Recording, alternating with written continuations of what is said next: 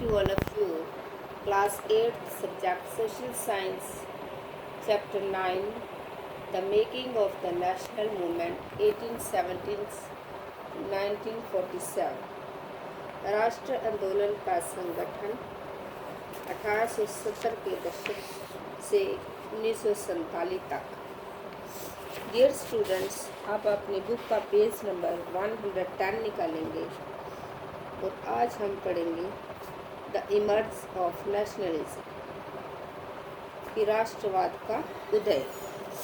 The above mentioned developments led the people to ask a crucial question, what is this country of India and for whom is it meant.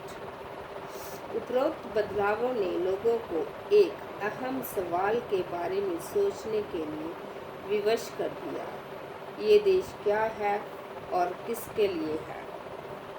The answer that gradually emerged was India was the people of India, all the people, irrespective of class, color, caste, creed, language और gender।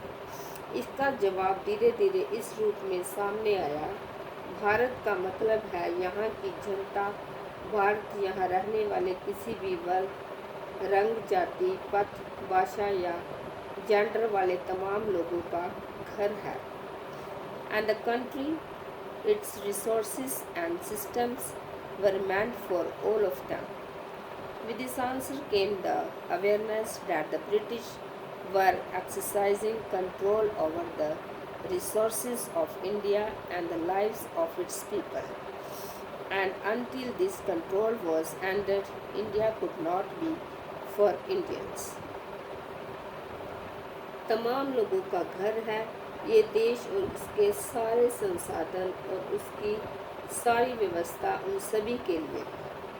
इस जवाब के साथ ये एहसास भी सामने आया कि अंग्रेज़ भारत के संस्थानों व यहाँ के लोगों की ज़िंदगी पर कब्जा जमाए हुए हैं और जब तक यह नियंत्रण खत्म नहीं होता, भारत यहाँ के लोगों का, भारतीयों का नहीं हो सकता। This consciousness began to be clearly stated by the political associations formed after 1850, especially those that came into being in the 1870s and 1880s. Most of these were led by English-educated professionals such as lawyers. The more important ones were the Pune Sarvajhanik Sabha, the Indian Association, the Madras Mahajan Sabha, the Bombay Presidency Association, and of course the Indian National Congress. ये चेतना 1850 के बाद बने राजनीतिक संगठनों में साफ दिखाई देने लगी थी। 1870 और 1880 के दशकों में बने राजनीतिक संगठनों में ये चेतना और गहरी हो चुकी थी। इनमें से ज़्यादातर संगठनों की बात और वकील आदि अंग्रेज़ी शिक्षित पेशेवरों के हाथ में थी। पूना सार्वजनिक सभा, इंडियन एसोसिएशन, मद्रास महाजन सभा, बॉम्बे रेजिडेंसी एसोसिएशन और भारतीय राष्ट्रीय कांग्रेस आदि इस तरह के प्रमुख संगठन थे। नोट द नेम पूना सार्वजनिक सभा। The literal meaning of Sarvajhanik is of or for all the people. Sarva all plus Jhanik is equal to all of the people. Through many of these associations function in specific parts of the country, their goals were stated as the goals of all the people of India, not those of any one region, community or class. They worked with the idea that the people should be sovereign, a modern consciousness and the key features of nationalism. In other words, they believed that the Indian people should be empowered to take decisions regarding their affairs. तो ये चेतना जो पूना सार्वजनिक सभा नाम को गौर से देखी। सार्वजनिक का मतलब होता है सब लोगों का या सबके लिए। सर्व होता है सभी, जनिक होता है लोगों का।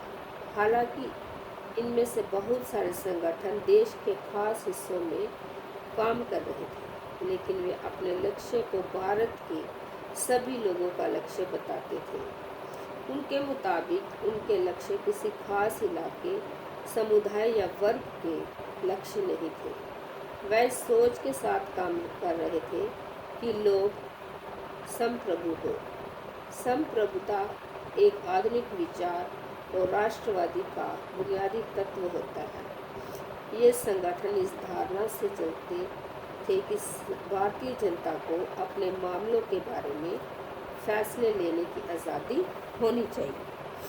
The dissatisfaction with British rule intensified in the 1870s and 1880s. The Arms Act was passed in 1878, disallowing Indians from possessing arms. In the same year, the Vernacular Press Act was also enacted in an effort to silence those who were critical of the government. 1817 और 1880 के दशकों में British शासन के प्रति असंतोष और ज़्यादा गहरा हुआ।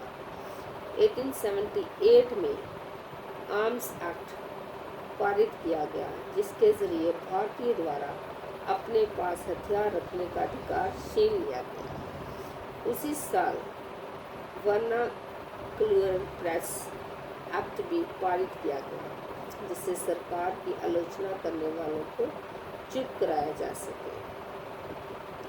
The act allowed the government to confiscate the assets of newspapers, including the printing presses, if the newspaper published anything that was found objectionable.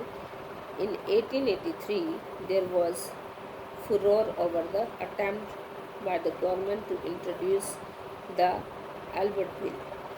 The bill provided for the trial of British of Europe person by Indians and sought equality between British and Indian judges in the country.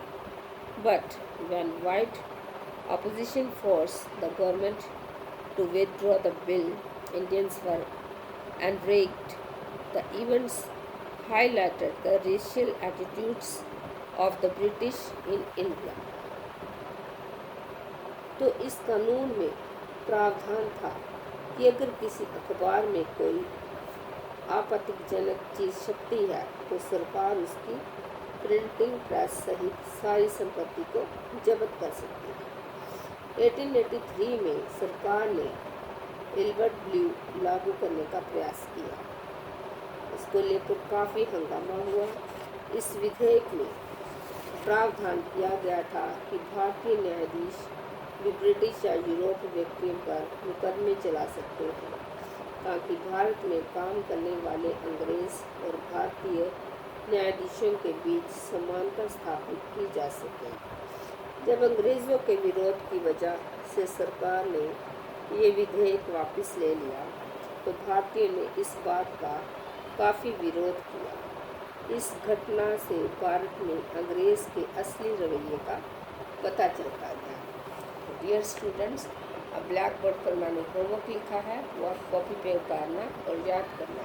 तो आपका homework है, what is the literal meaning of सर्वजनिक। The literal meaning of सर्वजनिक is of और for all the people. It is made of two words, सर्वा is equal to all plus जानिक is equal to of the people. Thank you and have a nice day.